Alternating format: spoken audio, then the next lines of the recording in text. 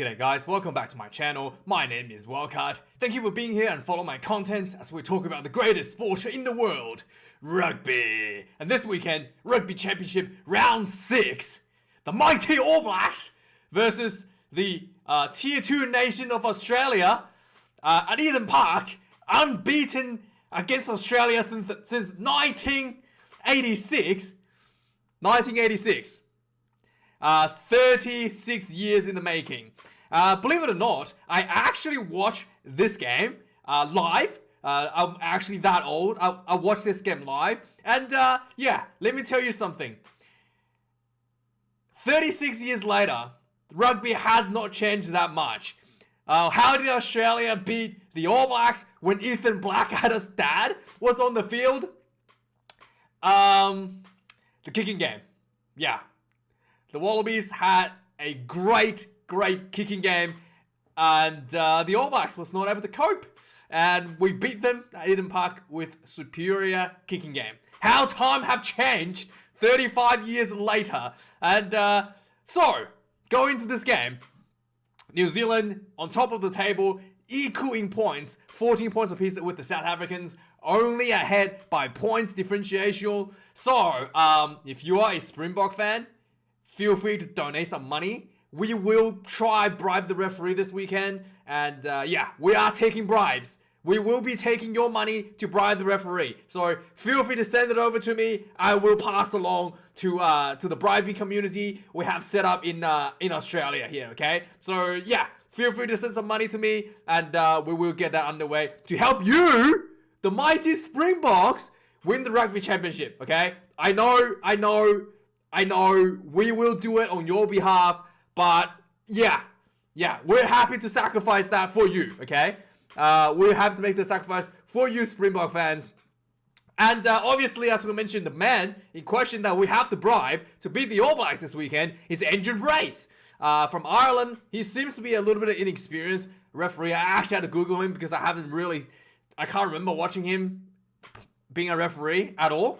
So apparently he started, international referee in 2017, was it 2017? Yeah, he kind of started in the junior leagues. I mean the under the under 20s, and then he officially made test debut in 2017. But most of the test matches that he's done was pretty minor matches, like England against Barbarians, Canada, Georgia, so on and so forth.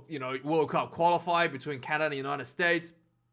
His most recent appointments were 2 test matches in the Six Nations in 2021. I can't remember his performance from 2 years ago, or last year actually. So that's actually 2 seasons ago, because last year is technically this year. It goes over the 2 years. So it's almost 2 years ago. I can't remember his performance from back then. But his other involvements in international test matches, he has been, touch judges and assistant referees. Not really main referee for a test match for that long. So yeah, this weekend, Bledisloe Cup match, it's going to be a big test for him. So good news for you, Springbok fans. It's going to be pretty cheap to bribe, I assume. So yeah, just send us 2 million rand. I think that should be enough to bribe him. Just feel free to send it to my PayPal, and I'll pass it along to him, okay? I will pass it along to him. So obviously, Matthew Reynolds, I think how they set up the referees nowadays, they set a group, a team. Yeah, referees have teams now, believe it or not. They send out a team, and then they swap them around between a test series. So Reynolds will be swapped into sideline. I'm pretty sure Andrew Brace was on the sideline last week, so they just swap them around. That's what they do nowadays. They have a referee team, yeah. So the Reynolds will be on the sideline for the referee. As we know nowadays, the referee, the TMO, the touch judges can all make decisions that influence the game, and that's just the way it is. And the Wallabies just have to learn to deal with it. So obviously, the Wallabies did look at Wallabies. Rugby Australia did send an official complaint, complaint to World Rugby to get more clarifications on the referee. And they basically, the results did come back. They did get so apparently, according to Dave Rennie, we did get clarifications, but it's it's just, there is not really much of a, not really much of a, we got clarity and we got that, but he really didn't elaborate what was said from World Rugby. So Rugby Australia has been, lobbying to World Rugby to been trying to reduce the influence of the referee on the matches. So that's something that, I think more needs to be done to make rugby a little bit less referee heavy. So obviously Sir Fozzie has been in media last week with regarding to the controversial decision by Matthew Reynolds, and Fozzie has basically said it was a clear-cut, quote, clear-cut decision by the referee. And afterwards, during the week, Fozzie also came out and kind of said, he's pretty happy. He wants to, not happy. He wants to see the game faster with fewer stoppage. So he actually thinks that this is the right direction going for the game. So basically, the most recent interview, he kind of came out basically saying that he wants this direction to be pushed. Essentially, he wants to see a move on World Rugby to speed up the game with less time wasting, and he's basically saying that he's 100% behind it. So the All Blacks has been, talk about a lot with regards to less stoppage to the game, and it kind of plays into their style of rugby as well, fast-tempoed, a lot of fitness involved, especially with those bigger teams like the Springboks. The All Blacks really sees that their advantage over bigger teams like the Springboks is their fitness, is their speed and agility, and the Springboks really relies on that brute 4-pack to do a lot of the work, and they get tired and they try to get injury breaks to try to give the big forwards a break for that power game. So obviously there was apparently a little bit of trash talk from Rieko Ioane after the game between Faenga Art and Rieko himself, telling that Faenga Art was disrespecting the haka when the Wallabies lined up in a boomerang. Dave Rennie kind of just came out and said, you're supposed to respond to the haka with another haka, but since Australia don't have a haka, this is the way we choose to accept the challenge, which I think is true. I think Rieko is doing a bit of trash talk in there.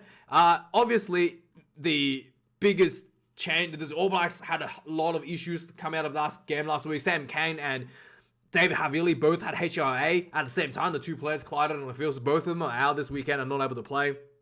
And obviously, that horrendous incident where Tupaia had his leg caved in by Darcy Swain as well. So a few of the players has been shoved around by the All Blacks team. And Jordie Barrett has finally got his dream come true. He's been fitted to the All Blacks number 12 jersey. By the way, I just want to point something out.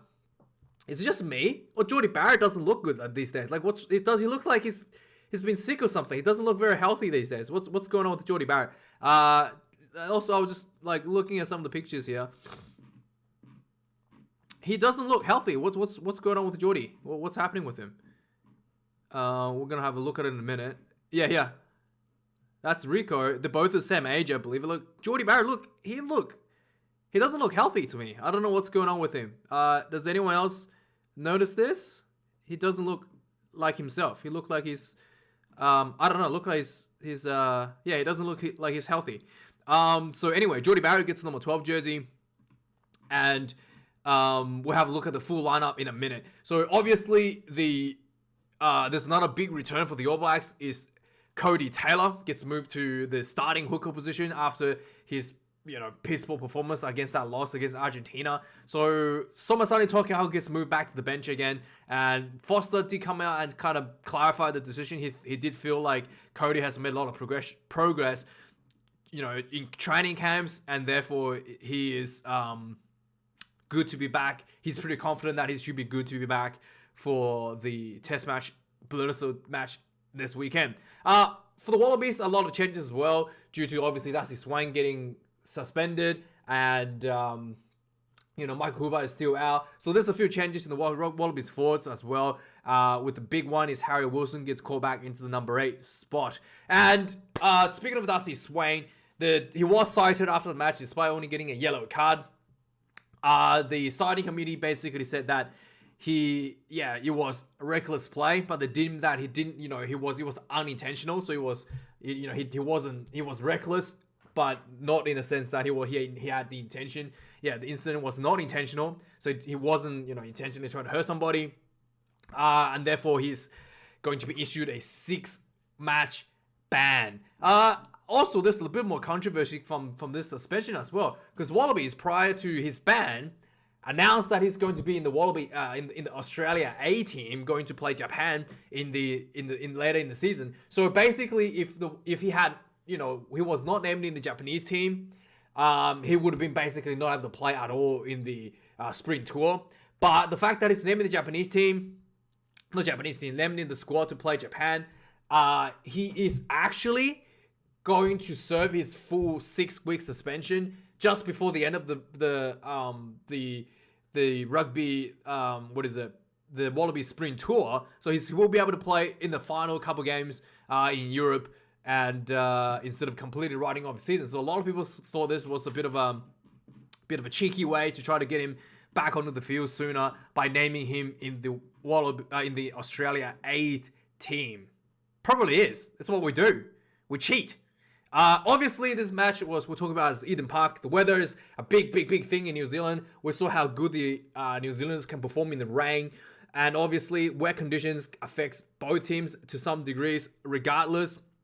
So it seems like it's going to be raining tomorrow and Friday. But it should clear up a bit on Saturday. Maybe still a bit of quite a bit of humidity. Maybe a lot of wetness on the grass following the rain. So yeah, probably going to be a little bit slippery, may affect the handling a little bit for both teams, but we shall wait and see. But then again, it doesn't really matter because it's Eden Park. We're probably just going to get dominated anyway, right? Anyway, let's have a look at the lineup for this weekend. So quite a few changes in the fullback for both teams. Starting off in the propping positions, we have Ethan de Groot and Terrell Lomax, the tight head and loose air prop for the All Blacks. Cody Taylor is changed at the hooker position, comes returning to the team. Somasoni Takiaho gets dropped back to the bench. I do think it's a bit strange to me. I thought for sure they would just put Cody coming off the bench. But it does show that Fozzie has a lot of confidence in Cody Taylor. Maybe a little bit of favoritism. I do feel like Takiaho had been like man of the match for multiple performances now. I do feel like he probably deserved the start. Just that power game that he brings is so important for the All Blacks in recent times. Without Takiaho, All Blacks could be, I don't know, a lot of their opportunities might not exist without him on the field. So we shall see. This could be a big change here for the team. For the Wallabies, unchanged front rowers from last week. James Slipper retains the captaincy at number 1 position. Dave Pariki stays at the hooker position at number 2. Alan Alatoa comes back at number 3. Number 4, Brody Retallick, Samuel Whitelock retains the locking duo for the All Blacks. For the Wallabies, a little change here at number 5. Caden Neville gets moved into number 5 position, and Jet Halloway retains that number 4 jersey for the Wallabies. For the loose forwards, a completely new look in the loose forwards for the All Blacks. The Scott Barrett has been dropped completely from the lineup this weekend. So Akia Ioane comes in at number 6. Many people feel like Scott Barrett should, not play. They want a lot of the, people do feel like New Zealand should play a real, real flanker instead of a lock, like many of the other international teams are doing these days. So Akia Ioane is a real flanker. He gets the number 6 jersey for the All Blacks, so more of a traditional setup here for the All Blacks. Dalton Papali'i gets called up from the bench to number 7 due to Sam Cane still going through concussion protocols. 12 days. Needs to be out for 12 days before he's able to be selected again. Adi Savia returns to the team with he had a bit of a baby duty last week, so he missed out the test match against Australia a week ago. So the captaincy, surprisingly, many people thought might have gone to Adi Savia, but instead Samuel Whitelock has been opted to be the new captain for the All Blacks for this weekend. For the Wallabies, the loose forwards, Rob Leota stays the 6. Pete Samuel, open side flanker. Pete Samuel has done tremendously well for the Wallabies. Last week was a superhuman performance by him. He brings up a completely different style as well. Not just great in the ruck, but he is also incredibly good a running, attacking player, almost like he does play number 8 for the Brumbies, so having him at 7, it's almost like having 2 number 8s for the Wallabies team, adding that extra running game, extra weight, extra, attacking options for the team as well. So really good to see him at number 7. Again, this could be a potential permanent strategy for the Wallabies, having 2 number 8s essentially on the field. Harry Wilson returns to number 8 for the Wallabies. He has had a bit of while off now. He hasn't really performed that well for so far this year. He was brilliant last year, but this year haven't quite seen that form that he had last year. But we shall see how he go this weekend at Eden Park. So next up on the back line, a few changes. Unchanged for the Wallabies, a couple of changes for the All Blacks as well due to concussion. So Aaron Smith gets the number 9 jersey alongside Richie Mo'unga. Ever since Richie Mo'unga returned to the 10, the All Blacks does look a little bit more steadier, but he was a 10 when the All Blacks lost to Argentina as well. But in recent games, the All Blacks did look quite good.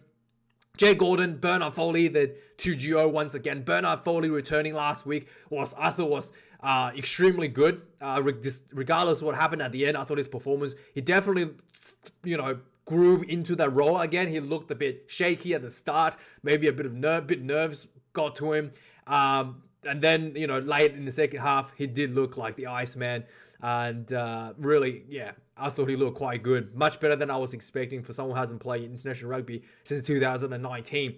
Goal kicking also hugely improved. His goal kicking was quite, average, just to put it nicely, prior to leaving the Wallabies in 2019. And he got 100% goal kicking last week, I was very, very pleased to see that he has worked on his goal kicking. And very good.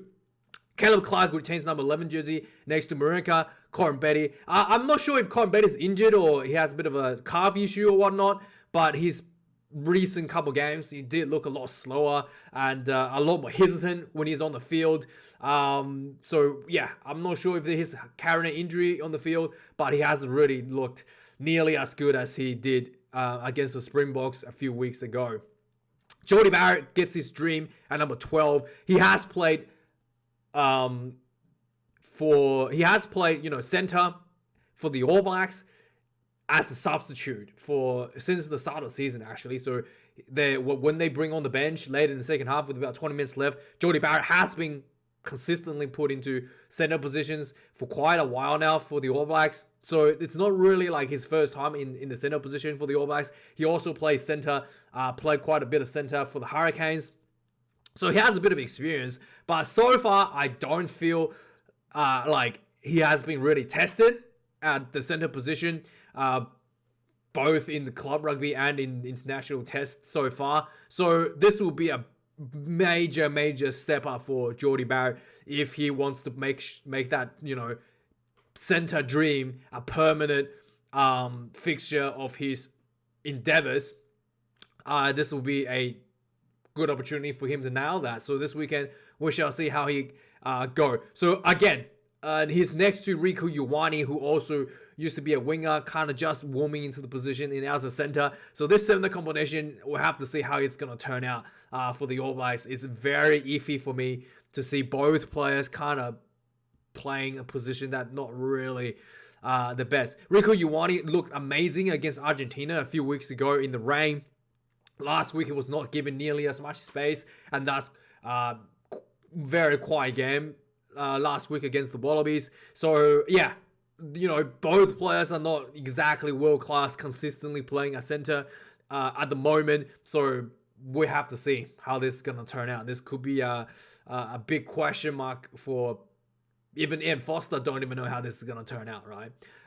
So, for the Wallabies, Lalakai Foketi returns to number 12 jersey. Len Ikitau number 13. The two combination has worked quite well for the Wallabies in last test against the All Blacks. I thought Len Ikitau does a bit of the kicking, whilst Foketi does more of a carry running for the Wallabies in the center position. Will Jordan I thought for sure he was going to go to fullback, to be honest, but he retains number 14 jersey once again. Ever since the last few test matches, he does seem like he's given the license to kick the ball again, which really made him look a lot more dangerous on the field, a lot more speed and urgency around the field as well when he's given that freedom to improvise when he was given the ball.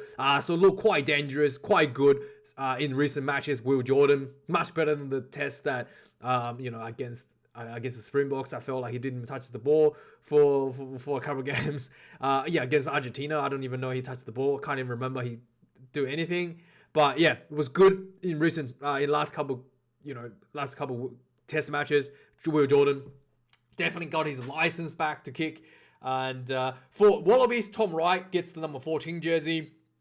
Once again, he has been playing a bit of fullback as well, so he will be ready for the kicking game, and I'm pretty sure he will be covering Marinka Kombetti for a lot of those kicks as well. So yeah, he's quite good under the high ball, whether it be attacking or defending, but mostly I think he will be in a defensive position for that kicking game. And finally, the big decision, Beauden Barrett at fullback once again. Yeah, well, a lot of people thought Beauden Barrett was the best fullback in the world in 2019. Thought he was super amazing. What a brilliant idea from Steve Hansen, the genius Steve Hansen. And Fozzie, as the apprentice of Steve Hansen, just couldn't resist dipping his hands into the cookie jar and put Beauden at 15. Despite the fact that Beauden has expressed very clearly over the last couple of years, he does not want to place 15. He wants to be a 10. He'd rather be on the bench as the 10 than starting at 15. So, yeah. Sure. I'm sure Beauden will be great at 15. I mean, Beauden is a world-class 15. Great kicking game, great under the high ball, superb counter-attacking. But the man wants to be a 10. His dream is to play the 10. He wants the All Black 10 jersey. He worked so hard this year for the Blues to essentially earn himself the right to play the 10 jersey for the All Blacks, and he hasn't been given the amount of opportunities. He hasn't really been given the players to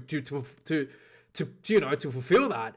You basically give him in the Crusaders backline and expected him to work with a team that he never worked before to perform. I really wanted to see Beauden, with his Blues backline for the All Blacks. Just one game and see how he performs. Like, it's just, baffles me how they just won't give this guy what he wants, despite how hard he has worked to try to, please the management. I do think Beauden is the best 10 for the All Blacks by far. Better kicking game, better attack running game, better under the high ball, and his goal kicking is better than Mwanga at the moment as well, the high percentage as well. So, yeah, Fozzie, maybe watch your player play Super Rugby more than once, just more than just the final next time. And I don't know how this is going to go. I'm sure Beauden will be okay. But there were some rumors that he might be looking at going overseas by the end of 23. So, this is the sort of things that pushes players to go overseas, because you're pigeonholing them into a position that they have openly stated and worked very hard and deservingly play, for that 10 jersey.